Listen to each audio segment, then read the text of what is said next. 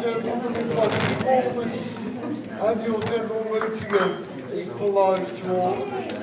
My name's Jonathan Moore, I'm acting chair at the present time, and this feedback from customers has been very positive about this, and we're still working to improve this area of our work. I'd like to thank all these staff members and volunteers who have led these changes, and thank you for putting up with the teething problems and the things that go on with things like this. We're very grateful to you for your help. I'm very proud of the work done by our staff, volunteers and members who make Equallives one of the leading DPOs in the country. Without you, you are the backbone of this organisation. Without you, we certainly wouldn't be what we are. We wouldn't be able to provide the services and the backup to people that we do. I'd like to take this opportunity to thank my predecessor, Mr. Sean Hobbs, who I learned a lot from when I was vice chair, when I was his vice chair, with regards to doing this job. As I said earlier, I became incumbent because he had to leave the position of chair due to financial difficulties caused by the government's benefit cuts. So we have first-hand experience of what the austerity measures which are being campaigned against by DPAC are actually doing to people. So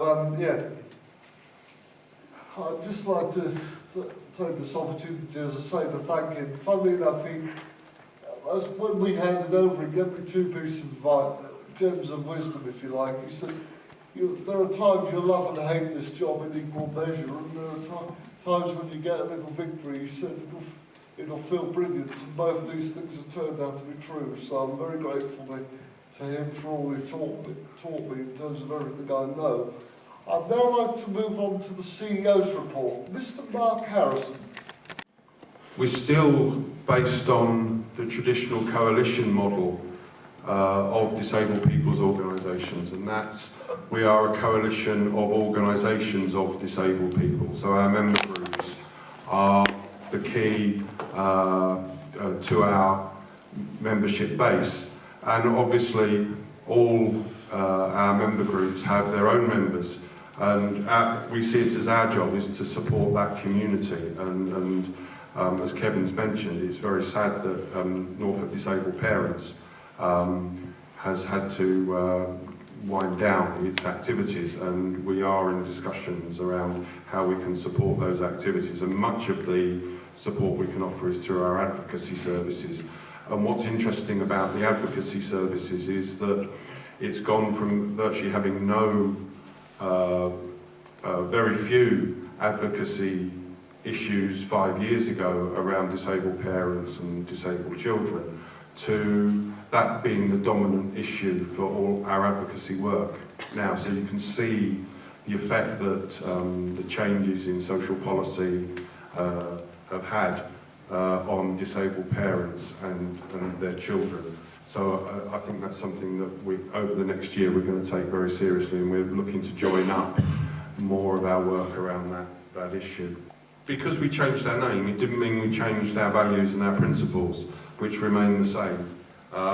We continue to fight for the equality and human rights of disabled people, and to be the voice of disabled people in Norfolk, and that's the joined up voice.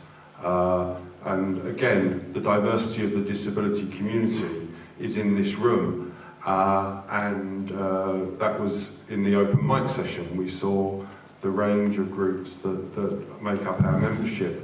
What we're always trying to do is to ensure that we draw in new members, new groups from the disability community, so they can become part of our group and part of our family.